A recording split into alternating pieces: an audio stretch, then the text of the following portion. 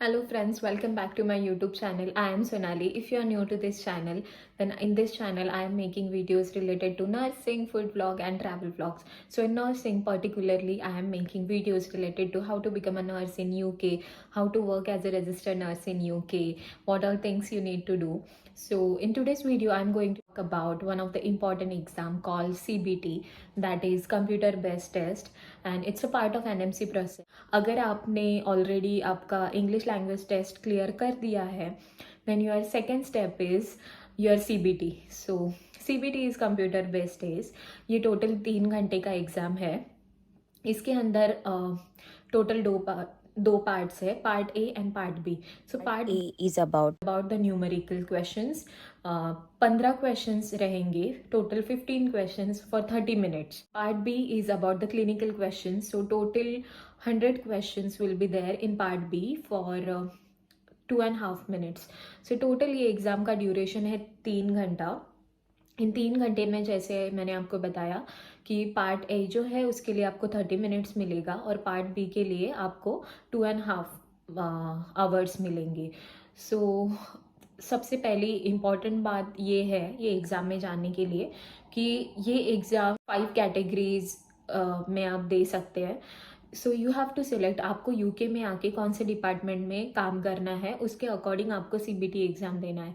For example, आपके पास India में से एज अ पीडियाट्रिक नर्स का एक्सपीरियंस है और आप चाहते हैं कि यूके आके भी आपको एज अ पीडियाट्रिक नर्स ही काम करना है इन NICU और एनी पीडियाट्रिक डिपार्टमेंट, तो आपको CBT सिलेक्ट करते वक्त ही चिल्ड्रंस CBT सिलेक्ट करना पड़ेगा क्योंकि टोटल 5 ऑप्शंस अवेलेबल है. First is adult CBT, second is children CBT, third is learning disability nurse, fourth is mental health nurse and fifth is midwife nurse. तो आपको select करना है कि आपका एरिया ऑफ इंटरेस्ट क्या है, आपके पास कौन से फील्ड का एक्सपीरियंस है, उसके according you have to select your CBT exam. This is the very important thing.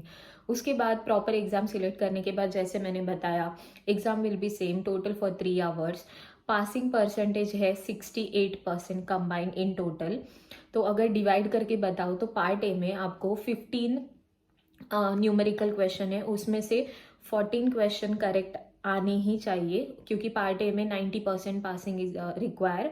अगर आपको 14 से 13 क्वेश्चन करेक्ट आए और 2 रॉन्ग हो गए तो आप पार्ट ए में फेल हो जाओगे. और किसी भी एक पार्ट में फेल होना मतलब है कि ओवरऑल जो NMC पे आपका रिजल्ट आएगा वो फेल करके आएगा. तो आपको you have to be very careful कि पार्ट ए और पार्ट बी के लिए सेपरेट पासिंग है. Part B is all about the clinical questions. बहुत सारे क्वेश्चंस है, बहुत सारे टॉपिक है जिससे रिलेटेड क्वेश्चन आ सकते हैं. सिलेबस आपको NMC CBT के वेबसाइट पे सिलेबस पूरा अच्छे से मिल जाएगा. आप वेबसाइट विजिट करके सिलेबस ले सकते हैं.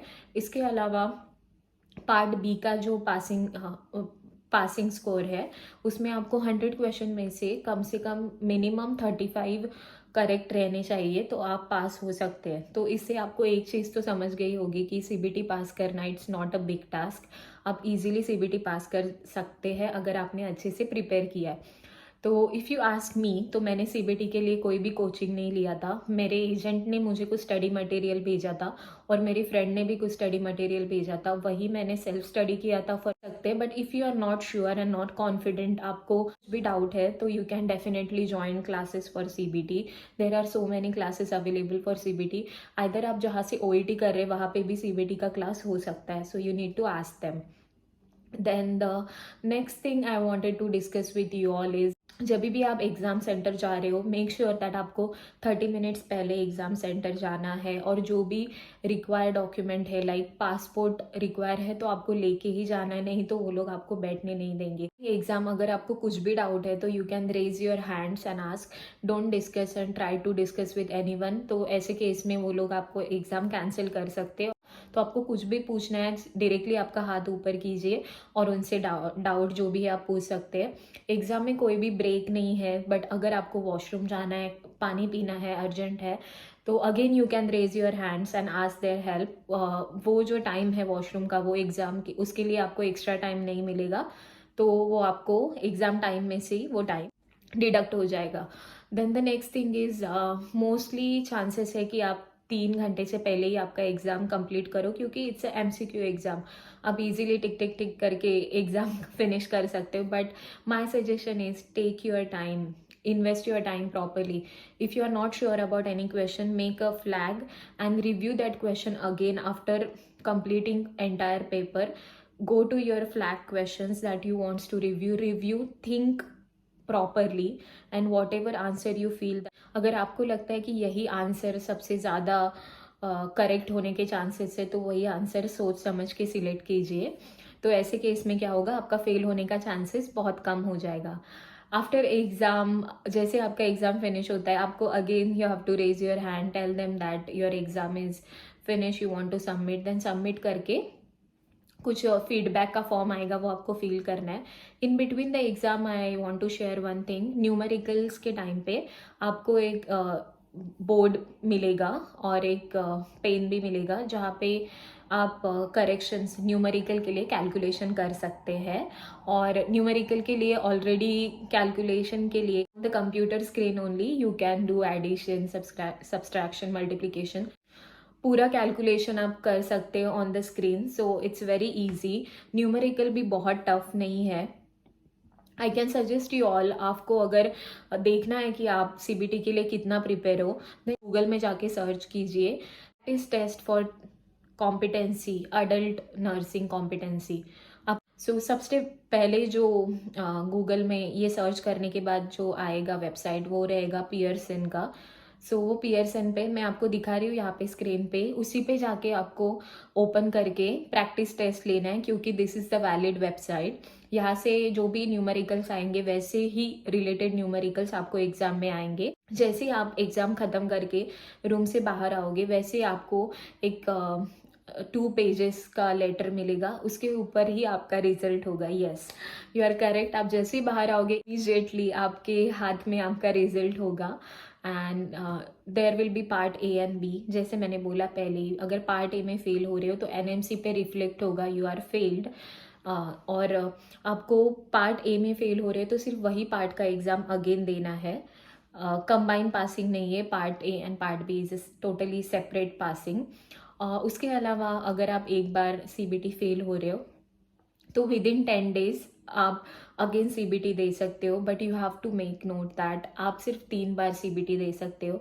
और एक बार आप तीनों सीबीटी देने के बाद भी फेल हो गए तो आपको फिर 6 महीने के लिए रुकना पड़ेगा, क्योंकि for 6 month you can not attempt any CBT. और इसके अलावा आपका जो एनएमसी का पोर्टल एप्लीकेशन आपने सबमिट किया है वो भी क्लोज हो जाएगा, and then you need to start again, you need to apply your application, NMC application again, और फिर आपको 6 महीने बाद ही सीबीटी देना पड़ेगा।